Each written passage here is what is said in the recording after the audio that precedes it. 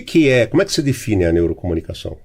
Legal. Primeiro, comunicação é uma coisa que todo mundo acha que sabe, todo mundo acha que entende, mas quando você chega para uma pessoa e pergunta assim, o que é comunicação? Chegar um ET aqui, a gente vai que explicar pro ET, o que é comunicação? Como é que você explica? E aí você vê a galera se embolando na resposta, é uma coisa... É igual você explicar o que é o amor, né? Porque a comunicação é uma coisa ali meio empírica, meio que você faz e tal. Intuitiva, né? Intuitiva. E aí eu sempre trago uma reflexão, Pardini, que é o seguinte, como é que eu melhoro numa coisa se eu ao menos sei o que é? Se eu não defino o que é comunicação, como é que eu melhoro? Porque a gente ouve, precisa melhorar a nossa comunicação no trabalho, nos relacionamentos amorosos, com os adolescentes, com a relação nas redes sociais, que a gente está toda hora aqui aparecendo. Então, assim, tem um conceito etimológico, né, da origem da palavra comunicação, que comunicação é tornar comum. Então, ela vem de uma palavra do latim chamada communicatio, e que significa tornar comum. O que o bom comunicador faz? Qualquer pessoa que esteja ouvindo o que ele está falando entende onde quer chegar, qual que é a intenção. E aí a gente pode aqui usar o grande exemplo de comunicação do Brasil, que é o Silvio Santos. O Silvio Santos, o cara mais bilionário, estudado, conseguia acompanhar o programa dele e se entreter. E o brasileiro mais humilde, sem estudo, sem nada, do mesmo jeito. Exatamente. Então o Silvio Santos é um ótimo exemplo de tornar comum. Né? Você ouvia aquilo e você sabia e você era entretido, você entrava naquele jogo porque ele conseguia tornar comum. Só que nesse jogo da comunicação, quando eu me comunico com você, você comigo, quem está ouvindo a gente agora, nesse momento estão acontecendo alterações neuronais dentro do cérebro de todo mundo. De quem está falando, de quem está ouvindo, de quem está prestando atenção. Então, por isso que eu quis trazer a questão da neurociência, ou seja, como é que o cérebro age, a questão da comunicação e como que a gente pode usar alguns termos e algumas ferramentas para se fazer entender, para saber o tipo de emoção que eu quero gerar no outro, para saber como que eu posso trazer um conhecimento, uma coisa que não seja pesada, que não seja chata, exatamente para a gente lembrar que a comunicação é para o outro. Por isso que o Agora é para você tem essa... assim, foi muito legal essa conexão que a gente já abriu falando aí. Que legal, bacana. Agora, assim, a neurocomunicação, ela é a mesma coisa que a comunicação neural ou neuronal? Ou não? Ou tem diferença nisso? Na verdade, são só conceitos diferentes. Bem rapidamente, assim, quando eu falo neural, eu tô falando de nervos e sistema nervoso. Tá. Então, por exemplo... A ponta do seu dedo tem neurônio. Então, quando você toca uma coisa, tem um neurônio que manda uma mensagem pro teu cérebro dizendo, isso aqui tá gelado, isso aqui é uma superfície lisa e tudo mais. Então, o que envolve todo o sistema nervoso é neural.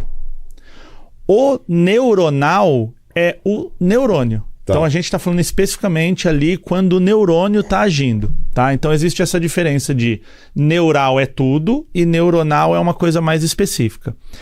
O neuro dá a ideia de abranger tudo isso. Então, a ideia da neurocomunicação é todo esse movimento que está acontecendo e como eu comunico isso para o outro. Muito interessante. Você já tinha ouvido falar nisso? Presta atenção, assiste até o fim, porque esse episódio aqui está especialmente interessante. E a importância dessa ciência hoje em dia, da neurocomunicação, nesse mundo agitado, com 1 trilhão de informações que a gente tem que absorver e com dificuldade acredito, de fixar, porque é muita informação ao mesmo tempo.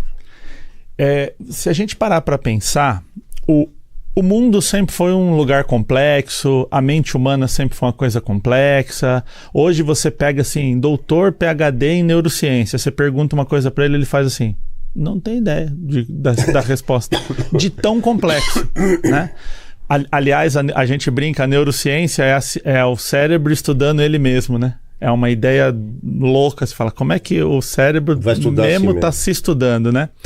Então, assim, sempre foi complexo, porém agora a gente tem um elemento que é o acesso à informação muito fácil e muito rápido e muito disponível, né?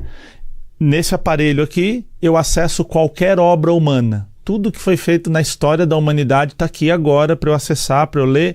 Eu tenho vídeo, eu tenho foto, eu tenho relato, eu tenho tudo. Eu tenho opinião A, opinião B, opinião contrária, opinião que confirma. Então, hoje nós não temos mais o problema de buscar informação. Hoje, qual que é o nosso problema? Qual a fonte? Que informação é confiável? Por isso que hoje, quando a gente fala, por exemplo, para os adolescentes, eu chegar para ele e falar, vamos decorar o rio, a margem direita do Amazonas, a margem esquerda, coisas que a gente tinha que decorar na escola. Hoje o aluno olha para aquilo e fala assim, para que eu tenho que decorar isso se eu tenho aqui na minha mão? Então, uma ideia que eu sempre trago, hoje é mais importante eu ensinar para um adolescente na escola a perguntar do que a responder. Porque se ele fizer a pergunta certa, se ele buscar o lugar certo, ele vai encontrar o conteúdo certo. Então, hoje, a grande dificuldade é, será que a fonte que eu estou usando, ela é positiva, ela é uma fonte confiável ou não? E aí que a gente fica nessa... Né? Esse é o grande problema de hoje em dia. Né? Você falou sobre neurônios, falou sobre a parte neural, sobre a parte neuronal. Bom, então são sistemas interligados que irradiam, suponho, estímulos para o corpo todo. Perfeito. Então eu te pergunto sobre a parte neurocomportamental. Como é que ela se refere a quê, na verdade? Quando a gente fala neurocomportamento. A gente estava batendo um papo ali fora, né, antes de começar o episódio. E já sei até o que você vai falar, mas vai lá. Que aliás, a gente dá muito... Talvez eu devesse ter feito isso no começo, mas, cara, é uma alegria estar aqui. Muito obrigado. Muitas das advertências que eu tomei na escola, você teve culpa, porque a gente ficava imitando a professora e tal. A gente via lá, os caras do Café com Bobagem, o Pardini, o Zé Américo que faz o cosplay do Ratinho Júnior, né? Não é a mesma cara? É igual. É igual. Ele o Ratinho Júnior que faz cosplay dele. O Ratinho Júnior chegou agora, né? Já tava, né?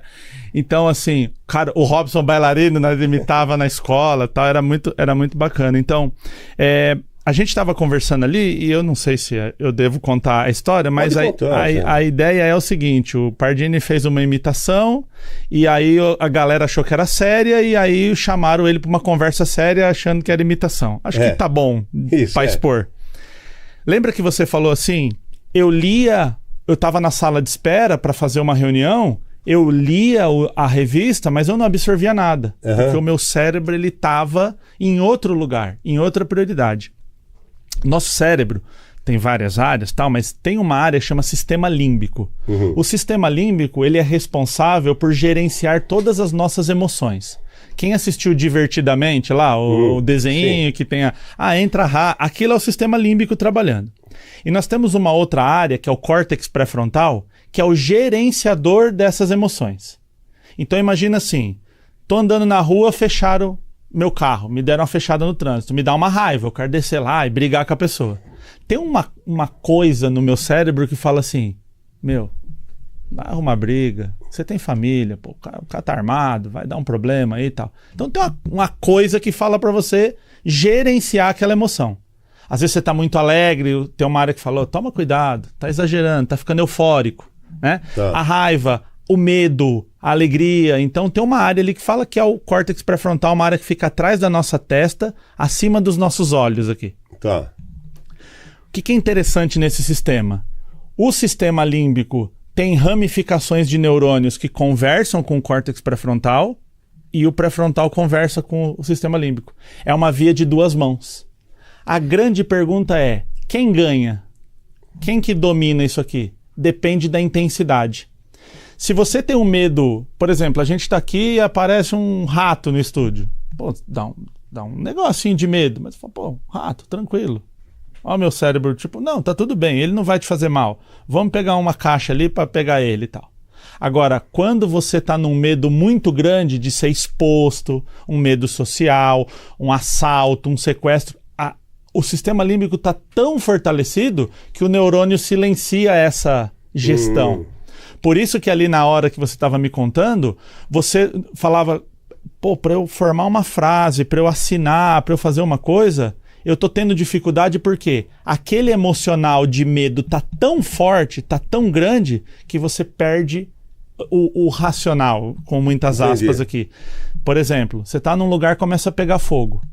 Cara, você sai correndo, mete o peito na porta, quebra vidro, pula, você não fica assim... um fogo. Quantos graus será que está esse fogo? Não fica analisando, Onde fica a saída? Então, quanto quanto mais intensa a emoção, menor capacidade de raciocinar sobre aquilo você tem. Qual que é a grande ideia? Pra gente não ser levado sempre pela emoção, e essa história assim, eu sou emocional, eu sou racional, isso não existe. Nós somos tudo. Momentos que a nossa emoção vai se sobressair, momentos que o nosso racional vai se sobressair. A grande questão é, se eu não consigo parar e avaliar aquilo e colocar o meu pré-frontal para trabalhar, eu vou ser levado por aquela emoção. Então, por exemplo, se você pega terapeutas, psicólogos que falam, por exemplo, sobre síndrome do pânico, a pessoa tem uma crise de pânico. Qual que é um padrão de terapia para uma pessoa que tem síndrome do pânico? Ela começa a descrever o ambiente. Aqui tem uma TV, um fundo preto, um muro, uma parede azul, um teto branco, um microfone preto, uma caneca branca, porque essa análise racional vai aquietando aquele meu emocional. Então esse equilíbrio é a grande chave do negócio. Agora, se eu não tenho essa consciência, bateu o medo, eu me desespero. Bateu a raiva, eu agrido. Bateu a alegria, eu fico eufórico. Então, ter esse equilíbrio no cérebro é a grande sacada do negócio.